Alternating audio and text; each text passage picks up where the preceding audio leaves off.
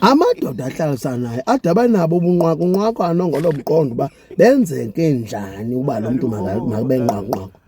Kanti hayi ngulona ominxa ahlalisana naye lo uStoti kaGqithi. Heyi akho ngquphantsi angamhambiyo kwezi chemist kwezi herbalist nantsika. Ufuna imithi nika umthi kuthiwa yina nanku ke lona ke ngulo uthe uyawufuna kwenza uba into yalo tata lapha ingaphakami iphakame kuwe kuphela.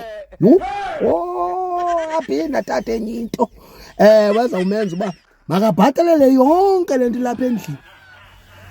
Kukwakho apha makabhatale yonke into idibane le nto apha esiswini apha kuye yonke le mithi ihambe imali idityaniswa. Umva umntana omntu kuthiwa une-kidney failure unentontoni sesi aramaze naso ahlalisana naye simnyisayo umntana omntu.